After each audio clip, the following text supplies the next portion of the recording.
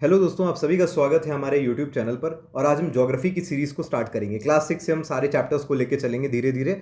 और जो भी इसमें इंपॉर्टेंट चीज़ें उसको मैंने हाईलाइट कर लिया, तो आपको बिल्कुल भी परेशान होने की ज़रूरत नहीं है। क्या होता है जब हम एनसीईआरटी पढ़ते हैं तो अब हमें पता नहीं होता है क्या चीज़ इंपॉर्टेंट है और क्या चीज़ नहीं इंपॉर्टेंट है, तो हम सब कुछ पढ़ना स्टार्ट कर देते हैं शुरू से। बट ये सब देखो, आप स्टोरीज़ हैं तो इंपॉर्टेंट नहीं है। तो जो भी चीज़ इंपॉर्टेंट है उसको मैंने पर्सनली हाईलाइट किया है, ठीक है। तो आपको उसी हिसाब से सब कुछ पढ़ना है, ठीक है।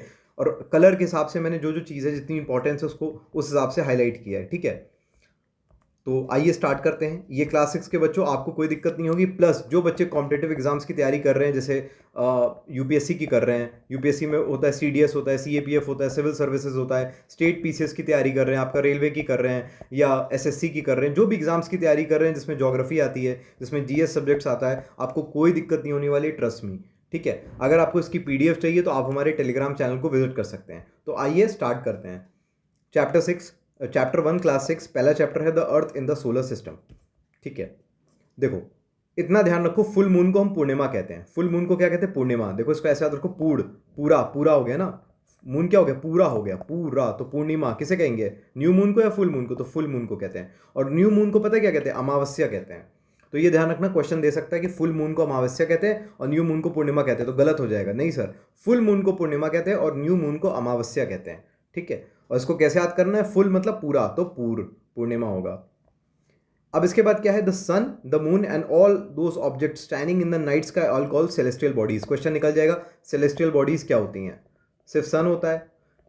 नहीं, देखो सेलेस्टियल बॉडीज क्या होती हैं, जैसे आपका सन हो गया, आपका मून हो गया, या और बहुत सारे ऑब्जेक्ट्स जो शाइन करते हैं नाइट स्काई में, जो रात में चमकते हैं। जब आप ऊपर आसमान देखते हो अपनी छत से, तो आपको चमकती हुई चीज़ें दिखती हैं। वो जितनी भी चमकती हुई चीज़ें, उनको हम सेलेस्टियल बॉडीज कह सकते हैं। वो सन भी हो सकता है, वो आपका मून भी हो सकता है, वो आपका और भी चीज़ें एक्सेट्रा, बहुत चीज़ें हो सकती हैं, स्टार्स हो सकता है, वगैरह वगैरह, ठीक है। तो जितनी भी चमकती हुई चीज़ आपको आसमान में दिख रही है, उसे क्या बोलेंगे? सेलेस्टियल बॉडीज बोलेंगे। इस चीज़ को ध्यान रखना, क्वेश्चन आ सकता है, ठीक है। अब देखो, the celestial bodies are called stars, the sun is a star. अब देखो भैया, क्लास 6 के बच्चों बहुत ध्यान से समझना, ठीक है, चीज़ें क्लियर हो जाएंगी। आप खड़े हो यहाँ पर, ठीक है, और आपने आसमान देखा। आसमान में आपको बहुत सारे स्टार्स दिखते हैं, ठीक है। वो आपको बहुत छोटे छोटे दिखते हैं, लेकिन वो शाइन करते हैं। किस कलर में होते हैं बताओ ज़रा? येलो कलर में दिखते हैं, ठीक है। आपको आपको दिखते किस कलर में? हम पहले कॉमन बेसिक बात करते हैं। येलो कलर में दिखते हैं, ठीक है। अच्छा एक बात बताओ, आपको सन दिखता है? दिखता होगा। सन किस कलर में दिखता है? आप बोलोगे सन भी येलो कलर में दिखता है सर।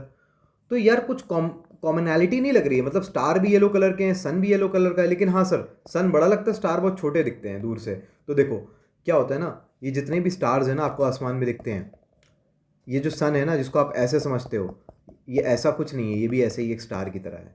समझ गए? जो सन है, सन भी एक स्टार है, लेकिन सर सन इतना ज़्यादा चमकता हुआ दिखता है, बाकी इतने छोटे छोटे क्यों दिखते हैं? क्योंकि ये जो सन है ना, ये हमारे बहुत पास है। जैसे फॉर एग्जाम्पल, अगर मैं यहाँ रहता हूँ ना, तो सन यहाँ पर मुझे दिख जाएगा, और बाकी जो स्टार्स हैं वो बहुत दूर हैं, इसलिए वो बहुत छोटे दिखते हैं। अगर ये सन भी इतना दूर चला जाएगा तो ये भी इन्हीं की तरह दिखने लगेगा। समझ गए? तो सन इज ऑल्सो अ स्टार। जो हमारा सन है ना, ये भी एक स्टार है। समझ गए? जितने और सारे स्टार्स होते हैं हमारे आसमान में, वैसे हमारा जो सूर्य है, जो सूरज है, वो भी एक स्टार है। इस बात को ध्यान रखना, ठीक है। तो सेलेस्टियल बॉडीज जो होती है उनको स्टार्स कहेंगे। क्यों? क्योंकि सेलेस्टियल बॉडीज वो सब बॉडीज होती है जो चमकती हैं। तो स्टार चमकते हैं, तो yes, star is a celestial body, ध्यान रखना। और सन जो है ना, सन भी हमारा एक स्टार है। कैसे है मैंने आपको अच्छे से बता दिया है, ठीक है। नेक्स्ट पेज पर आ जाते हैं। अब देखो, इसमें ध्यान से समझना, चीज़ें क्लियर हो जाएंगी। आप कभी जब रात में आसमान की तरफ देखते हो, ठीक है, ये जैसे ये लड़की खड़ी है, रात में क्या देख रही है? आसमान को देख रही है, ठीक है। तो आपको क्या दिखते हैं आसमान में? स्टार्स दिखते हैं सर, और क्या दिखेंगे? ये देखो, ये सारे क्या हैं? ये स्टार्स हैं। आपको क्या दिखता है रात में? आपको स्टार्स दिखता है, ठीक है। लेकिन कभी कभी पता क्या होता है, स्टार्स जो होते हैं ना, ध्यान से समझना मेरी बात, कभी कभी स्टार्स ना कुछ शेप ले लेते हैं। जैसे मान लो ये ने एक ऐसा शेप ले लिया, या फॉर एग्जाम्पल इनने ऐसा शेप ले लिया, मतलब कुछ ऐसे ऐसे करके शेप ले लेते हैं। कभी आप देखो यार, सिंपल सी बात है, इसमें ज़्यादा हाईटेक कुछ नहीं है। जैसे मान लो आप यहाँ पे खड़े हो, तो कभी देखते हो ना, बादल कुछ शेप ले लेता है बढ़िया सा। आप कहते हो अरे यार ये देखो, ये तो भगवान जी जैसा दिख रहा है, ये तो ऐसा दिख रहा है बादल। तो वैसे ही स्टार्स के साथ भी होता है। स्टार्स भी कभी कभी कुछ शेप ले लेते हैं या कुछ पैटर्न बना लेते हैं। इन्हीं शेप या पैटर्न को हम क्या बोलते हैं? कॉन्स्टिलेशंस बोलते हैं। समझ गए? जैसे आप बादलों को बोलते हो कि महादेव दिख रहे हैं, या हनुमान जी दिख रहे हैं, या फॉर एग्जाम्पल एक फ्लावर दिख रहा है, कोई पेंटिंग दिख रहा है, तो वैसे ही जब स्टार्स कोई ऐसा पैटर्न बनाते हैं ना, तो उसको हम क्या कहते हैं, उसको कॉन्स्टिलेशन कहते हैं। उसे महादेव या पेंटिंग नहीं कहेंगे, उसे क्या कहेंगे हम, कॉन्स्टिलेशंस कहते हैं। वेरी इंपॉर्टेंट है, इसको ध्यान रखना। कॉन्स्टिलेशंस क्या होता है, समझ में आ गया। जब भी कुछ स्टार्स, सारे नहीं, कुछ स्टार्स एक पैटर्न बनाते हैं, ठीक है। जैसे देखो ये एक ऐसा टाइप का कुछ ऐसा पैटर्न बना रहा है, ठीक है। तो ये क्या होगा, इसको हम क्या बोलेंगे, कॉन्स्टिलेशन। क्या बोलेंगे सर, कॉन्स्टिलेशन बोलेंगे, ठीक है। कॉन्स्टिलेशन, समझ गए। अब क्या कोई कॉन्स्टिलेशन है जो बहुत फेमस है, तो हाँ फेमस है। एक फेमस ग्रुप ऑफ स्टार्स है जिसको हम कहते हैं सप्तऋषि, या इसी का नाम है, दूसरा नाम है उर्सा मेजर, ठीक है। इसी को क्या कहते हैं, उर्सा मेजर, ठीक है। अच्छा सर, ये उर्सा मेजर कैसे होता है, तो ये पता है 7 ब्राइट स्टार्स होते हैं, इसके लिए इसको सप्तऋषि बोला है। 7 ब्राइट स्टार्स होते हैं, ठीक है। ये देखो, ये जो 1 2 3 4 5 6 7, इसको क्या कहेंगे, सप्तऋषि, ठीक है। तो देखो अब इतने सारे, देखो यार ये 7 बना रहा है, यहाँ मान लो ये भी कोई 4 बना रहा होगा, ये भी कोई 4 बना रहा होगा, तो सबको कॉन्स्टिलेशन कॉन्स्टिलेशन बोलोगे तो कंफ्यूज हो जाओगे। तो हमने नाम रख दिया, जैसे इस कॉन्स्टिलेशन का हमने नाम रख दिया सप्तऋषि, इसका नाम कुछ और रख दिया, इसका नाम कुछ और रख दिया, इसका नाम उर्सा मेजर रख दिया। तो ऐसे ही हम क्या करते हैं, नाम रख देते हैं बस अपनी अंडरस्टैंडिंग के लिए, ठीक है। तो यही चीज़ है, समझ गए क्या हुआ, कि एक फेमस ग्रुप ऑफ स्टार्स, इसको हम सप्तऋषि कहते हैं। ये 7 ग्रुप होता है, ठीक है। सप्त मतलब ही 7 होता है। इसको उर्सा मेजर भी कहते हैं, इसका दूसरा नाम क्या है सर, उर्सा मेजर है, ठीक है। उर्सा मेजर या बिग बियर भी कहते हैं, समझ गए, बिग बियर, बड़ा भालू, ठीक है। तो ये नाम ध्यान रखना क्लास 6 के बच्चों। और कॉन्स्टिलेशन क्या होगा, क्लियर हो गया होगा, ठीक है।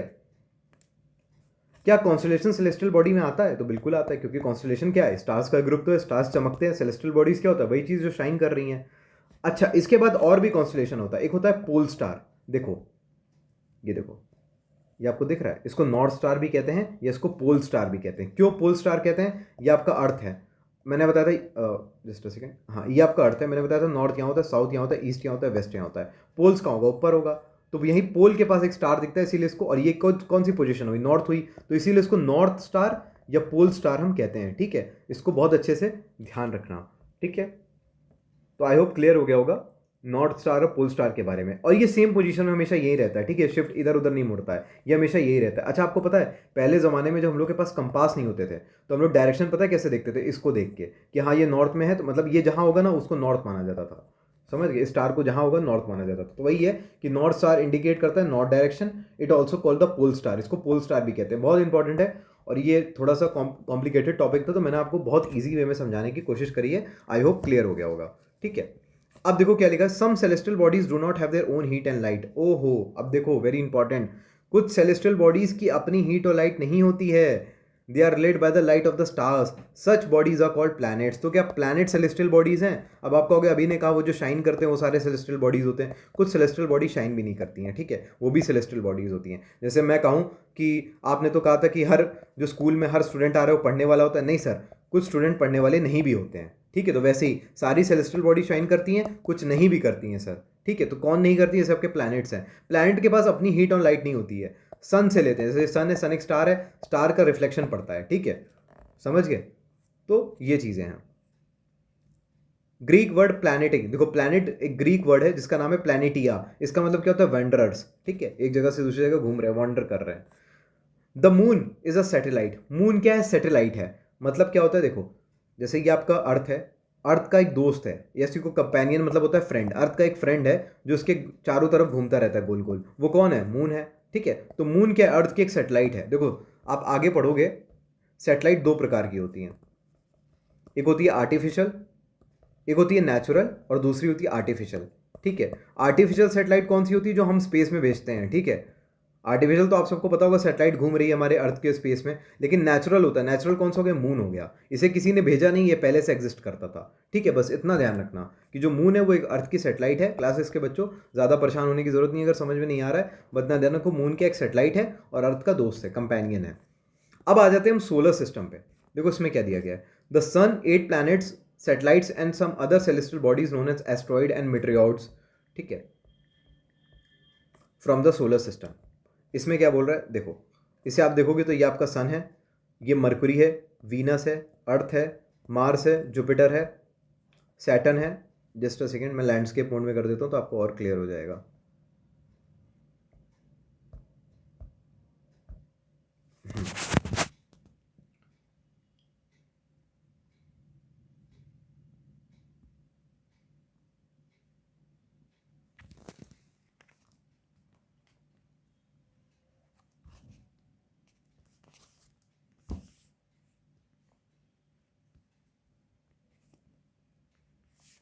स्क्रीन अपनी रोटेट कर लेना अगर आपको ना दिखे, ठीक है। देखो ये आपका सन है, ये मरकुरी है, ये वीनस है, आपका अर्थ है, अर्थ हमारा थर्ड प्लैनेट है, फिर मार्स आता है और फिर जुपिटर आता है। लेकिन मार्स और जुपिटर के बीच में आपको क्या दिख रही है? एक एस्ट्रॉइड बेल्ट दिख रही होगी, ठीक है। ये बहुत सारा छोटे छोटे मतलब पत्थरों का एकदम मलबा डेब्रिस हो गया, इसको हम एस्ट्रॉइड बेल्ट कहते हैं। उसके बाद आपका सैटर्न आता है, फिर यूरेनस आता है और फिर नेपच्यून आता है, ठीक है। और देखो ये आप देख सकते हो, जैसे मरकुरी है तो मरकुरी को सन का एक चक्कर काटने में 88 दिन लगता है, वीनस को 255 डेज लगता है, अर्थ को कितना लगता है? देखो अर्थ को एक साल कितने दिन का होता है? 365 दिन का होता है, 365 डेज। मार्स को 687 डेज, ठीक है। जुपिटर का 11 साल है, सैटर्न का 29 ईयर्स है और यूरेनस का 84 ईयर्स है, समझ गए। तो अगर सबसे ज़्यादा पूछे किसका है तो आप जुपिटर मत मार देना, सबसे ज़्यादा यूरेनस का है, ठीक है। समझ गए, सबसे ज़्यादा किसका है सर? यूरेनस का है। नहीं सबसे ज़्यादा देखो यूरेनस या नेपच्यून भी बचा है, सॉरी नेपच्यून में भूल गया, नेपच्यून का 164 है। देखो जो जितना, अब कॉमन सेंस लगाओ, जो जितना सन से दूर होगा ना, अब देखो ये सन है, जैसे मान लो फॉर एग्जांपल ये सन है, ये मरकुरी, वीनस, अर्थ सबका सबका रिंग है, ठीक है, मार्स, जुपिटर, सैटर्न, तो जो जितना दूर होगा, जैसे नेपच्यून सबसे दूर है तो इसको सबसे ज़्यादा टाइम लगेगा पूरा ऐसे चक्कर लगाने में, समझ गए। तो ये उस हिसाब से अरेंज है, तो सबसे ज़्यादा टाइम किसको लगेगा? नेपच्यून को लगेगा, इस चीज़ को आप ध्यान रखना, ठीक है। इसके बाद हम आते हैं नेक्स्ट पेज पर। तो इसमें क्या है वह लोग, इसको बस देख लेना कि जैसे ये सन गॉड क्या होता है, सोल इन रोमन माइथोलॉजी इसको सन गॉड कहते हैं, सोलर मतलब क्या होता है, एक बार ये देख लेना, ठीक है। बस इतना इंपॉर्टेंट नहीं है, क्लास 6 के बच्चों से एक बार देख लेना, आपको अंडरस्टैंडिंग डेवलप हो जाएगी। प्लैनेट्स को देखते हैं, तो देखो प्लैनेट्स मैंने आपको बता दिए कौन कौन से, Mercury, Venus, earth, Mars, Jupiter, Saturn, Uranus and Neptune. और सबसे ज़्यादा टाइम किसको लगता है सन के चक्कर काटने में? तो नेपच्यून को लगता है, ध्यान रखना। अब इसको याद करने की ट्रिक क्या है? तो देखो वैसे तो ऐसे भी याद हो सकता है अगर 2-3 बार बोल लो, बट नहीं होता है तो कोई बात नहीं। इसकी एक ट्रिक है, my very efficient mother just served us nuts, ठीक है। तो MVE, तो मरकुरी, वीनस, अर्थ, मार्स ऐसे हो जाएगा। अब देखो क्या लिखा है, दीज पाथ्स आर इलोंगेटेड। अब देखो ये जो पाथ्स है ना, जैसे ये सन है और आपको ये पाथ दिख रहा है ना, ये जो पाथ है, ये वाला, ये जो रास्ता है, ये तो इसमें क्या बोला, ये जो पाथ है ना इलोंगेटेड है। इलोंगेटेड मतलब पता है क्या होता है? जैसे सन है तो ये ऐसे हैं पाथ, ऐसे हैं, ठीक है। सर्किल में नहीं है, सर्किल में होता पाथ तो ऐसे होता, ऐसे होता, ऐसे होता, लेकिन ये सर्किल में है नहीं है सर। ये कैसे इलोंगेटेड है? इलोंगेटेड मतलब ऐसे, ऐसे लंबे लंबे गोल गोल, ठीक है, थोड़े से दूर दूर। तो पाथ्स क्या इलोंगेटेड है, ध्यान रखना। और इन्हीं पाथ, इलोंगेटेड पाथ्स को हम क्या बोलते हैं? ऑर्बिट्स बोलते हैं, ठीक है। तो देखो ये मरकुरी का ऑर्बिट हुआ, ये वीनस का ऑर्बिट है, ये अर्थ का ऑर्बिट है, ये मार्स का है, ये जुपिटर का है, तो इसे क्या कहेंगे? ऑर्बिट्स कहेंगे, समझ गए। Mercury is nearest to the sun, it takes only 88 days to complete one round along its orbit. अब देखो सबसे पास कौन है? मरकुरी है, तो उसको 88 डेज लगते हैं सन का एक चक्कर काटने में। वही अर्थ को कितना लगता है? 365 दिन, ठीक है। और नेपच्यून को आपने देखा था कितना लगता था? 164 साल, 164 ईयर्स अराउंड, ठीक है। अब आ जाओ अर्थ। अब आपको पता है अर्थ का शेप ना ऐसा नहीं है, अर्थ का शेप कुछ ऐसा है, मतलब हाँ कुछ ऐसा है अर्थ का शेप, कि यहाँ से थोड़ा सा फैला हुआ है। तो अब ऐसा शेप है तो उसको हमने एक नया नाम दिया है जियोइड। जियोइड, क्लास 6 के बच्चों ध्यान रखना, जियोइड नाम किसके लिए है? अर्थ के शेप के लिए है, समझ गए। एक स्पेशल नाम हमने दिया है। और अर्थ को हम ब्लू प्लैनेट भी कहते हैं, क्यों? क्योंकि इसमें वाटर है, ठीक है। अब देखो ये एक फैक्ट है, इसको ध्यान रखना, जो लाइट ट्रैवल होती है वो कितने स्पीड से होती है? 3 लाख पर सेकेंड, ठीक है, 3 लाख किलोमीटर पर सेकेंड की स्पीड से ये स्पीड ऑफ लाइट है, ठीक है। तो अगर एग्जाम में पूछ लिया जाए कि स्पीड ऑफ लाइट क्या है, तो 3 लाख किलोमीटर पर सेकेंड, ठीक है। और इसी स्पीड से पता है सन की लाइट को अर्थ तक आने में पता है कितना टाइम लगता है? 8 मिनट्स, ठीक है। 8 मिनट कुछ 19 सेकेंड या 20 सेकेंड है, इतना टाइम लगता है, जबकि इतनी स्पीड से ट्रैवल करती है। तो देखो कितना दूर होगा सन और अर्थ का डिस्टेंस। अब मून के बारे में देखेंगे, तो हमारी जो सेटेलाइट है, नेचुरल सेटेलाइट है, वो कौन सी है? मून है। मून हमारा कंपेनियन भी है, हमारा मतलब अर्थ का, ठीक है। अब देखो its diameter is only 1/4 that of the earth. तो डायमीटर याद रखना मून का कितना है? 1/4 दैट ऑफ अर्थ। मतलब ये अर्थ है तो अर्थ का 1/4 ये मून है, ठीक है। तो 1/4 है, समझ गए, मतलब 25%। ध्यान रखना मून कितना है अर्थ का? मून का डायमीटर कितना है? 25% है, ठीक है। 1/4 है समझ लो, ठीक है। तो 1/4 है। और कितना दूर है? It is 3,84,400 kilometre from us, ठीक है। तो मतलब अर्थ और मून के बीच में कितनी दूरी है? अराउंड 3 लाख किलोमीटर की। और लाइट भी कौन से कितने स्पीड से ट्रैवल करती है? 3 लाख किलोमीटर पर सेकेंड, हमने देखा है ना। तो मून अर्थ की कितनी दूरी है, अराउंड 3,84,000, ठीक है, 3 लाख रफली मान लो बस। The moon moves around the earth in about 27 days. अब देखो जो मून है, जो चंद्रमा है, ये भी अर्थ के चक्कर काटता है, ठीक है, और इसको कितना दिन लगते हैं, 27 डेज लगते हैं एक चक्कर काटने में, ठीक है। It takes exactly the same time to complete one spin. As a result only one side of the moon is visible to us on the earth. The moon does not have condition favourable for life. अब moon में life possible नहीं, इसीलिए तो अर्थ में रहते हैं। क्यों? क्योंकि यहाँ पे आपको ऑक्सीजन ही नहीं मिलेगा, समझ गए, अर्थ में ऑक्सीजन है। अब एक फैक्ट देख लो, नील आर्मस्ट्रॉन्ग ये पहला मैन था जिसने मून पे कदम रखा। तो कौन सा पहला पर्सन था? Neil Armstrong. इसको ध्यान रखना, वेरी इंपॉर्टेंट। सैटेलाइट क्या होता है? एक सेलेस्टियल बॉडी होती है that moves around the planets in the same way as the planets move around the sun. क्या बोल रहा है? सैटेलाइट क्या होता है? जैसे सन के चारों तरफ प्लैनेट घूमते हैं, वैसे ही प्लैनेट के जो चारों तरफ घूमता है उसे सैटेलाइट कहते हैं। ऐसे ही अर्थ का कौन है सैटेलाइट? मून है, समझ गए, मून है। ह्यूमन मेड सैटेलाइट, देखो ये तो क्या नेचुरल सैटेलाइट की बात कर रहा है, ये ह्यूमन मेड यानी आर्टिफिशियल है। तो कुछ हमने सैटेलाइट्स यूनिवर्स में भेजी हैं, जैसे इनसैट हो गया, IRS हो गया, एडूसैट हो गया। तो ये एक नाम जो है रिमेंबर रखना, कॉम्पिटेटिव एग्जाम की जो प्रिपरेशन कर रहे हैं कॉम्पिटिशन्स में, ये क्वेश्चन आ सकता है, ठीक है, इसीलिए मैंने इसको अंडरलाइन करवा दिया। एस्ट्रॉइड आ जाओ, मिट्रॉइड्स, और हम देखेंगे इन सबको कि ये है क्या। देखो एस्ट्रॉइड्स क्या होता है, मैंने आपको बोला है कि आपने देखा होगा, एक मिनट यहाँ दिखा भी देता हूँ आपको। ये आपका मरकुरी है, ये वीनस है, ये अर्थ है, ये मार्स है। मार्स और जुपिटर के बीच में ये देखो, ये पत्थर जैसे पड़े हैं, इनको ही हम क्या कहते हैं? एस्ट्रॉइड कहते हैं, समझ गए। एस्ट्रॉइड बेल्ट क्यों बोला है? क्योंकि इतना सा लंबा हो गया तो इसको एस्ट्रॉइड बेल्ट बोल दिया। तो एस्ट्रॉइड किसके बीच होते हैं? मार्स और जुपिटर के बीच में। क्या होते हैं? ये सब पत्थर होते हैं, समझ गए, ये सब पत्थर होते हैं जो स्पेस में घूमते रहते हैं, घूमते रहते हैं, घूमते रहते हैं, ठीक है। तो समझ में आ गया एस्ट्रॉइड क्या है? आई होप क्लियर हो गया होगा आपको एस्ट्रॉइड क्या है। तो देखो एस्ट्रॉइड क्या है? Tiny bodies which move around the sun, these bodies are called asteroid. और ये कहाँ होती है? ऑर्बिट ऑफ मार्स और जुपिटर, मार्स और जुपिटर के बीच में होती हैं एस्ट्रॉइड, समझ गए। अब आ जाओ मिट्रॉइड्स। मिट्रॉइड्स क्या है? The small pieces of rocks which move around the sun are called meteoroids. तो ये क्या? स्मॉल पीसेज ऑफ रॉक्स होते हैं जो सन के अराउंड मूव करते हैं, इसको मिट्रॉइड कहते हैं, समझ गए। अब देखो, do you see a whitish broad band like a white glowing path across the sky on the clear night? It is a cluster of million of stars. This band is called Milky Way galaxy. Our solar system is a part of this galaxy. ठीक है, इसको आकाश गंगा भी कहते हैं। देखो क्या होता है, आपने देखा होगा, पता है आप दुनिया में कितने छोटे हो? मतलब आप जो कभी कभी, या आप नहीं, कोई भी इंसान होता है बड़े एटीट्यूड में रहता है ना, उसको ये नहीं पता कि वो दुनिया में कितना छोटा है। कैसे छोटा है? ये आपका अर्थ है, ठीक है, ध्यान से सुनना मेरी बात, ये आपका अर्थ है। अर्थ किसका पार्ट है? अर्थ, ये अर्थ है, अर्थ किसका? सन के अंदर आता है ना अर्थ, ठीक है, ये अर्थ है, ये सन है, ये पार्ट है सोलर सिस्टम का। सोलर सिस्टम पार्ट है गैलेक्सी का, सोलर सिस्टम एक गैलेक्सी का पार्ट है। गैलेक्सी पार्ट है बहुत सारी गैलेक्सीज़ की, बहुत सारी गैलेक्सीज़ है, यूनिवर्स की पार्ट है, ठीक है, यूनिवर्स में भी और ज़्यादा एक्सपैंड हो रहा है। तो आप देख रहे हो आप कितने छोटे हो। तो वैसे ही जैसे ये आपका अर्थ है, सोलर सिस्टम है, ठीक है, हमारा सोलर सिस्टम एक गैलेक्सी के अंदर होता है, और वो कौन सी गैलेक्सी है? वो है मिल्की वे गैलेक्सी। तो हमारी गैलेक्सी कौन सी है? नाम याद रखना, मिल्की वे गैलेक्सी है, इसी को आकाश गंगा भी कहते हैं। आई होप क्लियर हो गया होगा। देखो गैलेक्सी पता क्या होता है? एक पूरे गैलेक्सी में, इसको ऐसे समझो जैसे एक शहर है, ये एक शहर है या एक सिटी है, मान लो फॉर एग्जांपल लखनऊ सिटी है। कौन सी सिटी है? लखनऊ है। तो लखनऊ में बहुत सारे घर होंगे, ऑफिस होगा, बंगला होगा, बहुत सारे बिजनेस होंगे, अलग अलग काम होंगे, ठीक है, गवर्नमेंट ऑफिसेज होंगे।